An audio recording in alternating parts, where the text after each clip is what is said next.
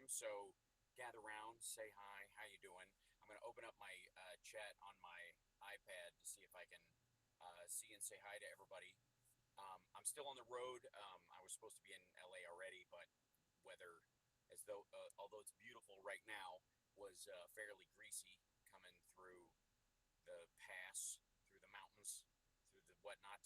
So I'm getting close, and I just wanted to stop and say hi for a few minutes. And I've learned from there's no audio.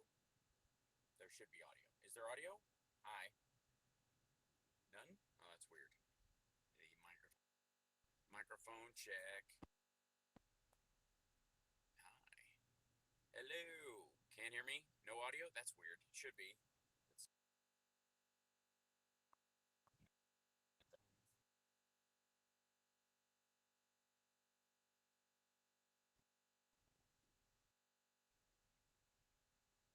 trying to get it going. Still nothing. Try and let it happen. Audio input. iPhone microphone. All right, and I still don't see anything. That's very weird. Kind of quiet. Is that what it is? It's just super quiet. I'm not quite sure. Oh, I know why, and I don't know why, but I do know why, but I don't know why. Um,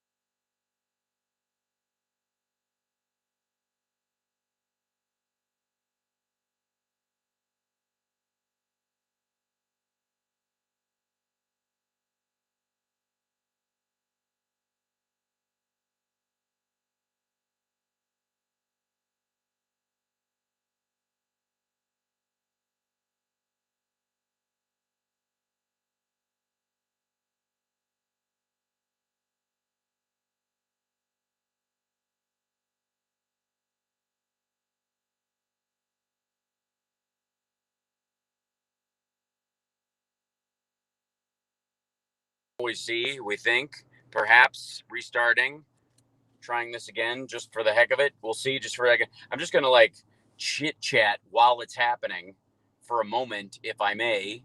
And now there you go. I had to reload the page on the browser for some stupid reason. Don't quite know why.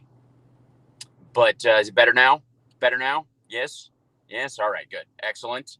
And then I will open up the stream on here, or the chat room on here, and CSL, I'm sorry if I'm bamboozling you for the afternoon. I know I said there probably no show, but I felt guilty that there wasn't enough warning about not a show, so I felt like I had an obligation to jump in here and say hi to everybody in case they were waiting. I know I'm weird that way. I know no one else cares. I know like I'm the only one who carries this kind of stuff around. But it's true. It's just true. So I'm now sitting in a chunk of desert. Um, this the freeway behind me. Beautiful sky though. Look at that. Look at that. That looks fake. I think I'm CGIing myself into a car and pretending. That's what I think. But you probably, yes, coming in loud and clear. Excellent. Thanks everybody. Welcome. This will tomorrow's show. I'll at least be in a location, and I'll be at the studio in LA doing the show from there in the morning, and then the regular show in the afternoon, because I will basically do the show early and then take it on the heel and toe on my drive, and drive back just in time to like roll in hot and do the show like I have before on Wednesdays. The first Tuesday of every month, as many of you know, will always be a tooth pull in terms of getting doing the show, and because I have my stated meeting tonight, so I got to go into town. So I will eventually find a system, but I just haven't found one yet. And again, many of this stuff has been created on the fly. So there you go. And so hi, that's why I love you guys too. I am very dedicated to you, and I've been thinking a lot of community lately, especially in regard to like thinking back on Susan, is reminding me about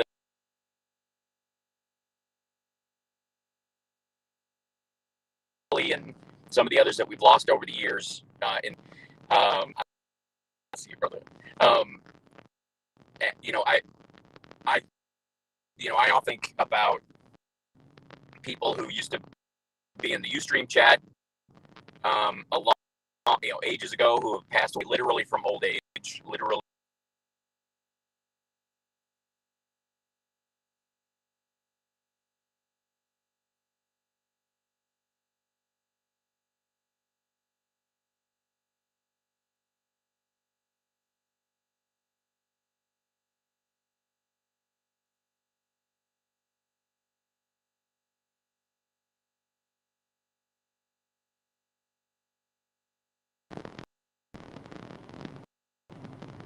I'm back. Okay, there I'm back. Sorry about that. It's why, but on the app for Restream, which is the only way to get out to everybody when I'm doing it, it has a need to restart every so often. It's just odd. It just goes away, and then there's no particular reason for it. The page just reloads itself, probably on the premise that it's using too much data. You ever get that warning on your page where, like, this page has been using a lot of energy, so we reloaded it? That's probably what happens with this. So Restream, hi guys, fix that. That's because that's not happening. Next time I may have to switch to trying to do it on the iPad. This is the choppy old one, so we'll see. We'll see. Is it choppy? I'm sorry. It might be because there's a fan on, and I turn on the fan to make sure the camera is cool enough. Oh, God. Work. Oh, the pressure. All right, but anyways, so hi everybody and welcome. I've been looking into a couple, and instead of, since I can't show clips today and go to our regular show, sorry, I figured I'd maybe give you guys some homework, some fascinating stories that I've been following in my time. Either data screensaver interruptions. Is choppy? I'm choppy. Is it less choppy? It takes time. Sometimes it's not choppy. Sometimes it gets choppy, and other choppy. Okay, perhaps I turn the fan down. It makes it less choppy. Is it trying to fix? Yeah, homework. Just nothing big. Some of it's just fascinating. There was a story I was reading. I've been kind of reading up lately and studying up lately on the shifts going on in China from when I was there and what I was starting to see while I was there. Because I went there with a kind of cultural naivete that kind of, yes, we know and it's doing some awful things at that point, but is there elements of the culture that outweigh that, and therefore people should come here, and perhaps that people come in culture, like as tourists or traveling in China, would eventually pressure the government to stop doing stuff like that, and it clearly hasn't, and it clearly won't. So there's a very important aspect of this, I think, that there was just a line that was hit in China while I was there, and like many of you know, when I came back from China, I was telling people that there's this weird virus going around, and if you get sick, cough into your elbow, don't go out if you feel sick, that kind of stuff. I was already warning about that in December of 2018, and I posted a clip earlier on my Twitter feed, and it's from an Indian news source. You have to take that with a grain of salt to some degree because India and China are immortal enemies currently. They are fighting over water specifically, but there's a lot of saber rattling on both sides. Modi's no hero. He's no Xi Jinping, but he's not a true democracy loving leader by stretch. So, but in terms of the people versus people situation, it's very it's fraught with a lot of danger, and so you have to understand that they're going to push back on whatever China does, and they're going to try to paint them in the worst light possible and that kind of stuff. So there is, like I said, you have to understand that and take that with a grain of salt. You have to factor the source. As my mother always says, consider the source. It's literally, I grew up with that phrase. The other one was try to make yourself useful as well as ornamental. Somebody's totally serious. If I have to get a CDL to do this, I'm willing to volunteer my excellent. Okay, skills drive you anywhere you go while you're streaming. Oh, you in your vehicle, of course. Well, I appreciate that. At some point, I will have a better system in place where I can get to LA in time for the show on that first one. Was How Patient Zero. No, there's a lot of information coming out about the military games, and the military, the Chinese military was buying piece of test information in May of 2019, and they were, I mean, it looks really sketchy. It looks terribly sketchy. So it's fascinating, study to look into that, and it leans into the whole Belt and Road Initiative. And this weird thing about in June and July, people were getting weird seed packets from China mailed to them, sometimes through Africa, sometimes through Taiwan, originating in China, with these these aggressive plant species. It's like some of it's normal, but some of it was the kind of stuff that kills crops, and they were kind of intermingled so that you would plant them and then you could destroy. I mean, it's the kind of thing you do trying to destroy the food source. Now, this could be a government action, but it could also just be some sort of wacko Chinese nationalist in the country trying to attack countries that Beijing has been telling them are awful all the time. So it's a fascinating aspect of this story that I think nobody really talked about in America.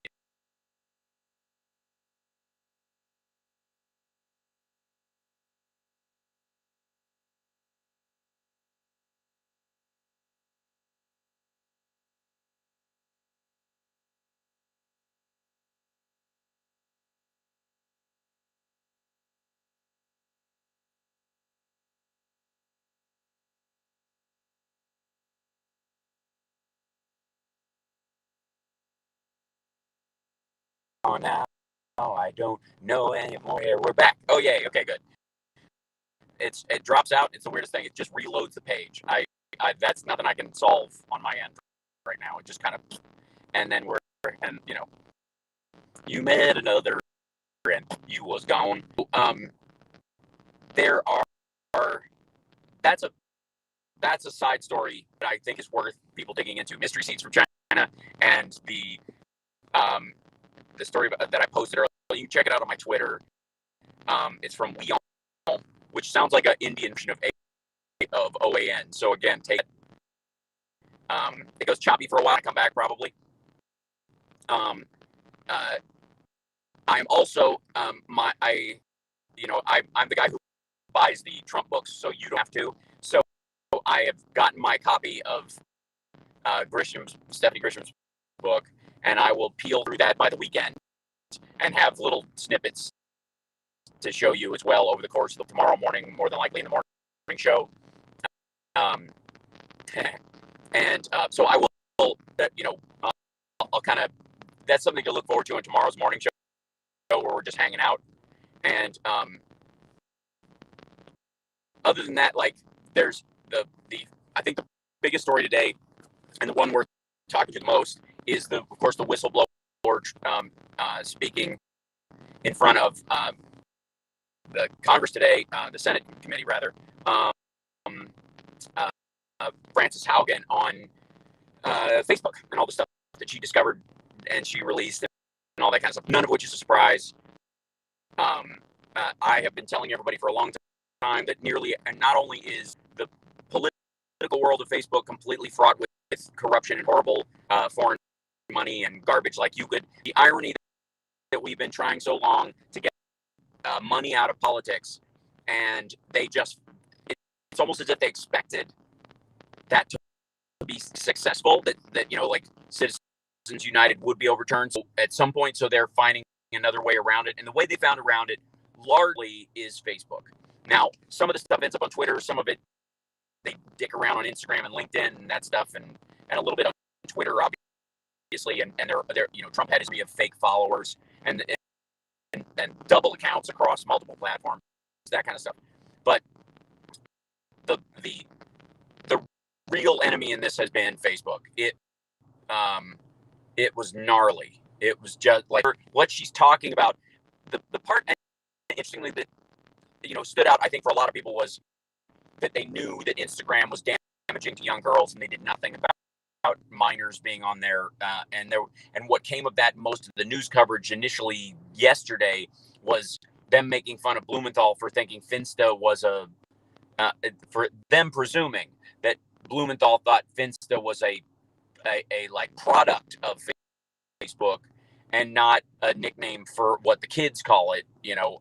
Having these ghost accounts, when in reality, she's and the pushback from the Facebook ethics person or whoever they had on was that that's not something we do on purpose. We work very hard to blah blah blah. And he's like, that's not the point. It's a constant, ongoing problem. You have the ability to shut it down. Are you going to commit to shutting that down, to stop it? And so the real news story in that whole Finsta thing was the fact that the person from Facebook, the woman they had on, was basically dismissing the claim with this kind of low rent ageism that she chucked Blumenthal's way, and everybody followed that, which I thought was lame. It doesn't disprove the problem. It doesn't offer a solution on their side of the problem. It simply says, the kind of boilerplate we take it. And then when it comes to, Blumenthal, everybody's just making fun of him because they think he meant, they sell Finsta like e-cigarettes or some shit to kids. And that's not what he meant. It's clear it's not what he meant. It's right up there with the old zombie lie that the generals told Biden that 25 soldiers would stabilize Afghanistan, and he said he'd never heard anybody say that. And if I played both of those things. We went through Bongino shit. There is nowhere in those interviews and in that congressional testimony that proves that bullshit lie. That's a lie. That's simply a lie. Stephanopoulos' question was, your generals, meaning all of them, did they suggest that 2,500 would stabilize the country? You could stabilize the country. You could keep it stable with 2,500 troops. And Biden said, nobody ever told me that, because nobody ever did. And McKenzie even said, I suggested 2,500. We need an extra 4,000. Everybody was talking about 10,000 once the ceasefire was over. No one said, and no one even presented that they said 2,500 troops would stabilize Afghanistan in perpetuity. Nobody. But that's the lie that's being told. That's the lie. And it drives me nuts. I see it all the time. What are effectively people calling themselves legit news sources are parroting this nonsense in a loop. So these are very similar lies in that regard. With Facebook, Facebook's presenting this. It's not a product, therefore it's not our problem, which is bullshit. Yes, and rest in peace to Susan. I wish we could have met. I agree. I look forward to pandemic. The hardest part about this is that not as the show has grown, not being able to have fan gatherings and live shows and stuff where I can hug you guys and say hi. I'm really looking forward to that. So then you have Frances Haugen, who comes and testifies in front of Congress. And the biggest part that she spoke of that stood out to me anyways, and some of you may have seen this as well, was we've known for a long time that for kids especially, social media is a murky area and it's very dangerous. Not only is it full of stranger danger nonsense and very, the Chris Hansen world of problems, but it's also not good for their mental health, especially when it's creating, just adversarial relationships with their fellow students and their own self and all that shit. So,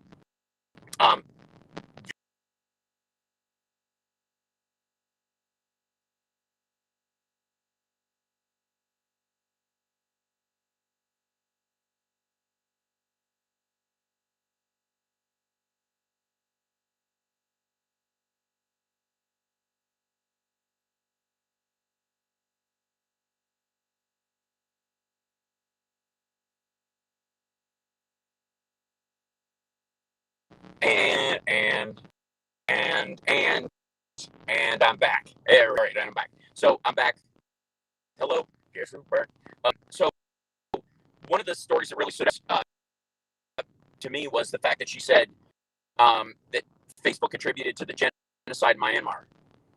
And while I knew that they were messing about in certain areas, I didn't realize until she brought it up that it was so acute in in its impact, that it wasn't generalized.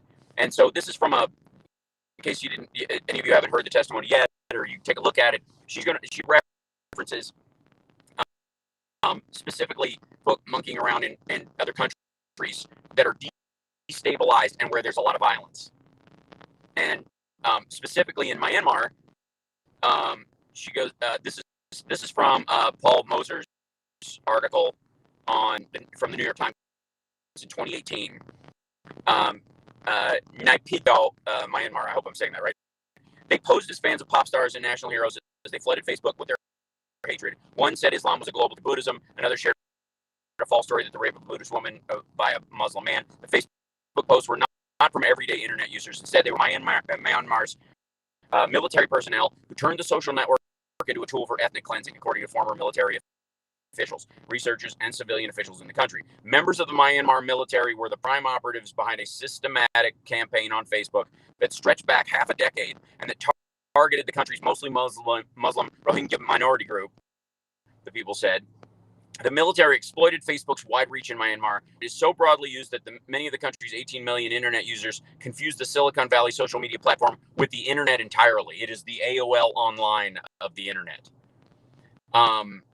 And because they believe it's the internet, and to them, it's all of the internet, so it's all the information that's available. There are no other sources. Facebook is the only entranceway. And I'm sorry if I'm choppy. It comes back and then So, it's very windy. There's a lot of dust. It's very exciting. But the Myanmar military were literally using fake Facebook accounts to gin up, civilian hate against other civilians so that they could create a genocide. And it was just vicious. The audio's improving. It's getting better now. It's trying to get better. Is it better? There we go.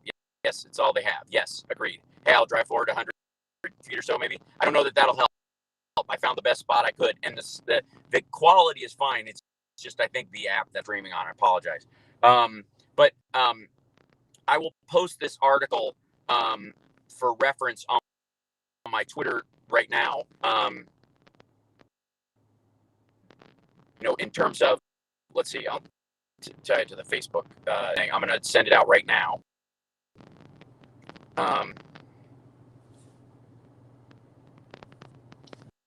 This is that's what she was referring to. Was they literally created? Audio's not better. I'm sorry. It comes and it goes. I beg your pardon. All right, I'll sign off right now and continue on my way, and we'll have a regular show in the morning. We'll kind of pick up, and any gaps that you guys were missing, I'll try and clarify tomorrow.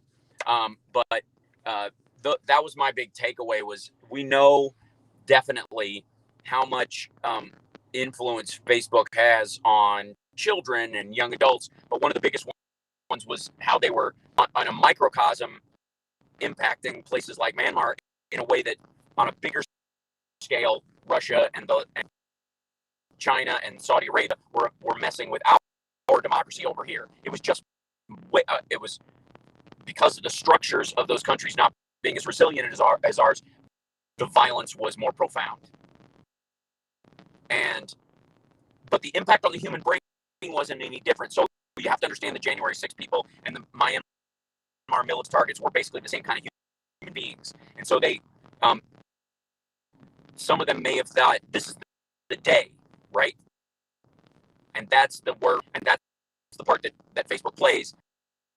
And that's the zone of, I have no problem beyond we have laws about slander and hate speech and stuff in terms of violence, calling acts of violence, calling for violence against someone. That's abundantly clear.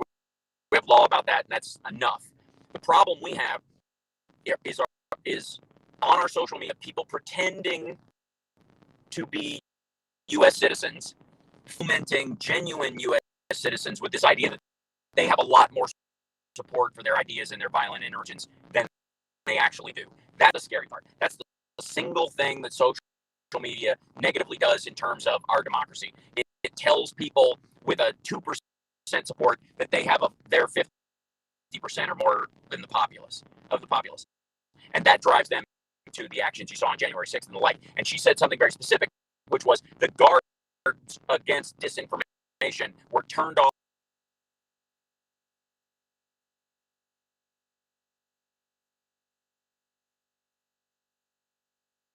the day of the election. The election happened, which instead of the day it was certified, for example, or the day on January 6th when it should have, or on the 20th when they could have turned it off then, in theory, what they did was they basically allowed the explosion of disinfo to happen by almost pulling it back, stretching it to the 3rd, and then when the 3rd hit, it exploded with all the Sidney Powell and Lynn Wood stuff that happened, and that it was their choice not only to make it temporary, but also so that the safeguards, but also to stop,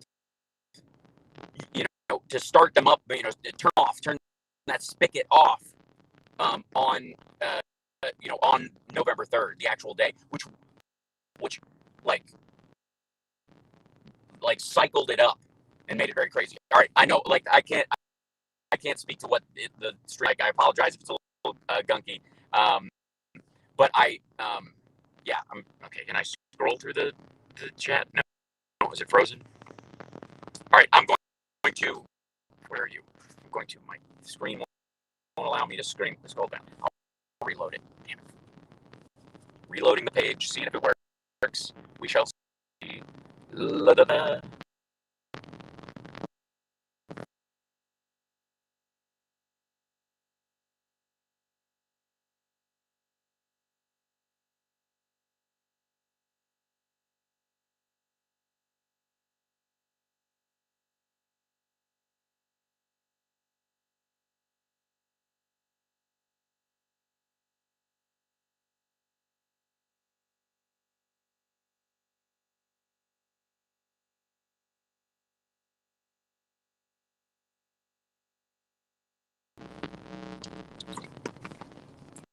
I'm back. Sort of, I hope. It's choppy, and then it's weird, and then I don't know. It looks fine on my end, but then you don't know. I don't know. I'm trying to have a show. So I'm back. I hope so. But I'm going to sign off now, and I will try. It's better than now. I appreciate that. Excellent. Have fun getting your booster shot. Much love to everybody. I will have a real show tomorrow. I promise. I apologize for the choppiness of this part of it, but I mean well. And now I got to get back on the road. Yay! So take care of yourself and take care of somebody else, and I'll see you for the regular morning show tomorrow. That's at 9 a.m. Pacific time. That's a Sparks Megaworldwide. Also, I suppose I could buy a better road thing if we get more super chats and more patrons. We're still trying to hit 1,000. If it's in your means and your wherewithal, and you actually want to, and it's no weight off your, weight on your shoulders, or do not become a patron or super chat or any of that stuff if you get any stress at all. Just do it if you love it, and that's it. Don't ever feel. I don't want you to feel pressured to do it. I just want you to do it if you think you can help, and it's in your means. If it's outside your means at all, don't even try. Just enjoy the show, and I will know that I get to give a gift to somebody who just needs a lift. Know what I'm saying? All right. I appreciate it. I'll see you guys later. Thank you so much for putting up with the tech issues today, and I'll see you in the morning. Okay, bye. Bye. Cheers.